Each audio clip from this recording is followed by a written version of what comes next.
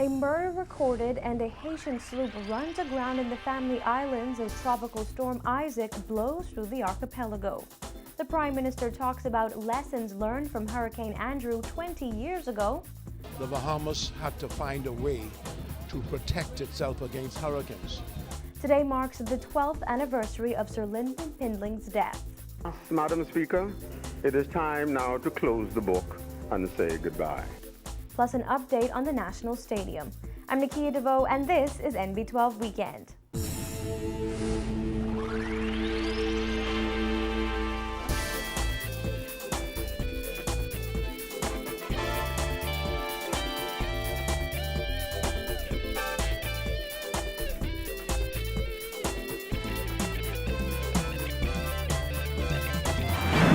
Welcome again to NB12 Weekend. Thanks for spending your Sunday evening with us. The number of illegal immigrants apprehended after their ship ran aground in Mangrove Key, Andros yesterday has swelled overnight to 152, according to Immigration Director Jack Thompson. Thompson says immigration officials were first alerted about the distressed migrants late Saturday evening. At the time, officials on that island had found 83 migrants. However, Thompson says an additional 69 migrants were found on the island this morning. While up to airtime, 152 migrants had been found. Thompson says migrants in custody report that there were between 170 to 200 people on board the sloop. Thompson says while plans are underway to search for possible bodies, rough weather sparked by Tropical Storm Isaac has hindered those efforts, as seas were too rough for boats to leave port. Thompson says with the number of apprehended migrants continuing to swell, they are currently being housed at the Catholic Center in Mangrove Key and now a warehouse near the Mangrove Key dock. He adds the migrants are being fed and clothed by Andros residents. Medics on the island have also declared the Haitians to be in generally good health with only 1 or 2 cases of exhaustion. Officials believe the migrants were on board the vessel for 7 days. They reportedly departed from Cape Haitian and were thrown off course by the storm. Immigration officials say some of the migrants captured fear those missing are dead. Well, we've got more on Isaac, but first, a young man was shot and killed at a motel in Sandy Point, Abaco early this morning. We're told that the man, 26-year-old Gregory Bain Jr., was at Hercules Motel when he got into a dispute with a group of men.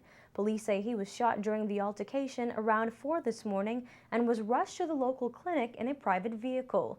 Bain unfortunately lost the fight for his life around 10 this morning and was pronounced dead by the local doctor at the Sandy Point Government Clinic.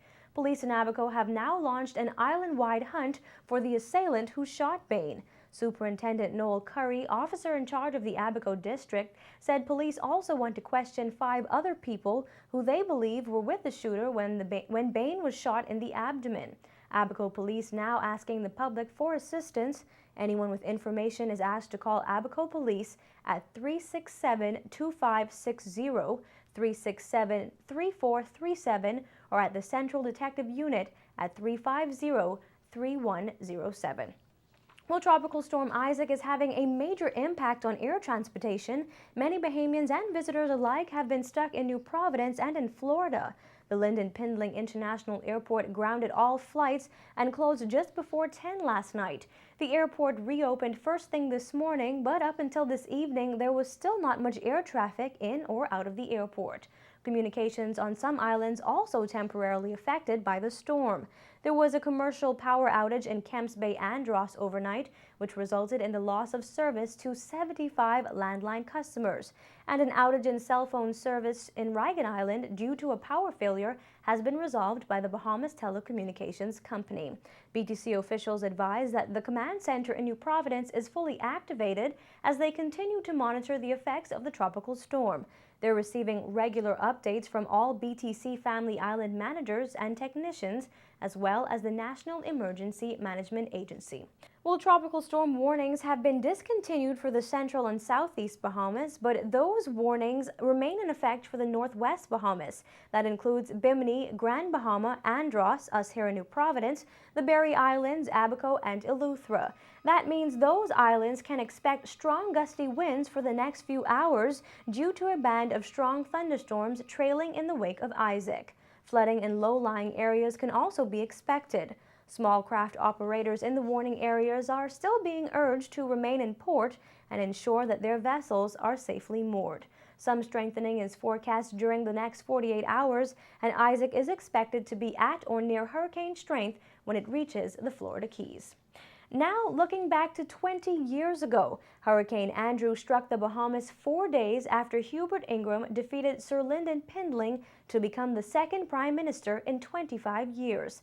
According to an article published in the Washington Post just days after the hurricane, there was initially a concern over how Ingraham would handle the hurricane.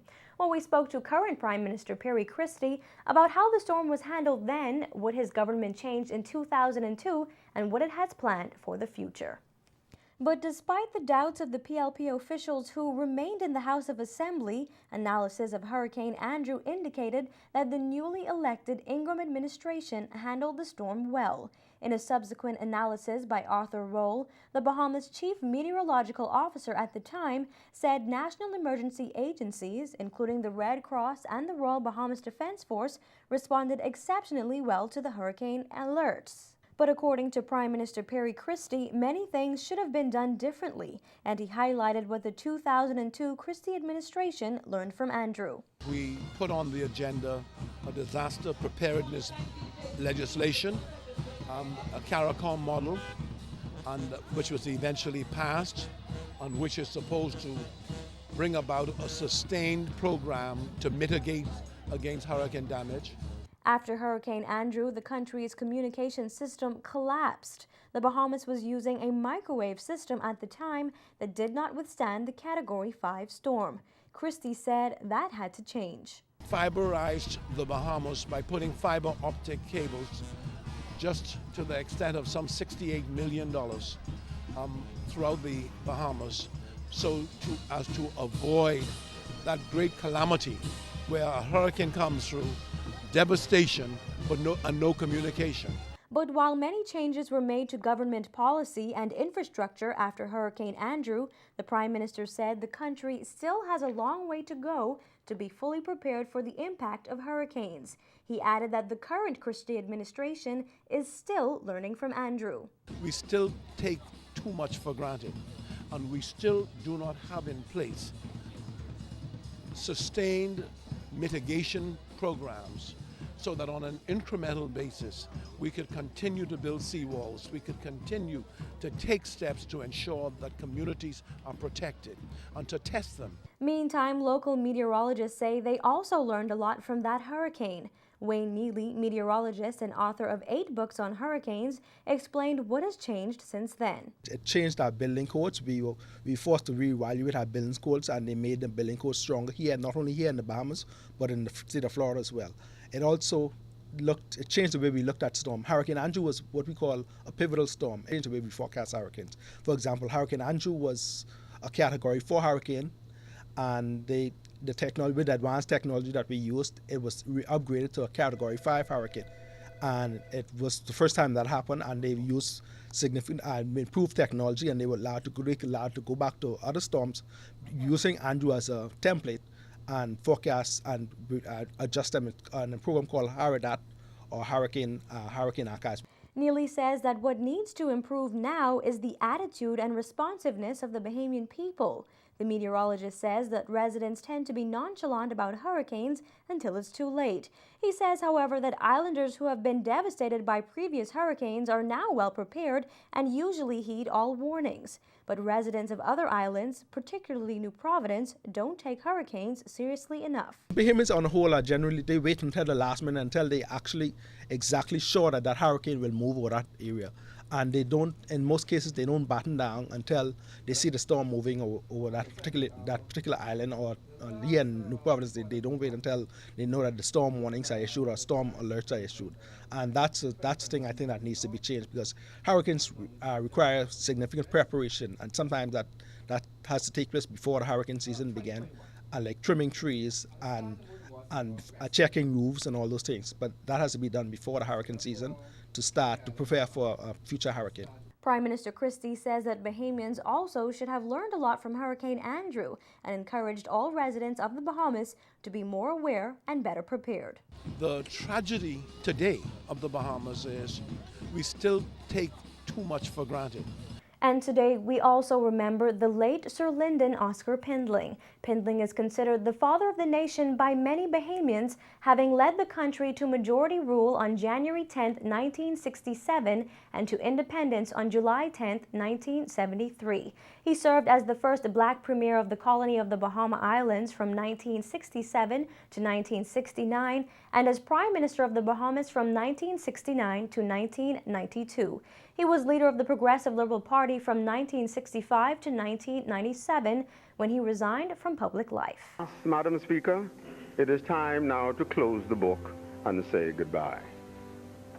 As I look around this chamber for the last time, you will indulge me if I say that I see before me not only the faces of honorable members here assembled, but the faces of all those friends and foes who, at various times over the past 40 years, lay claim to the high honor of representing some section of the Bahamian people in this ancient and honorable assembly.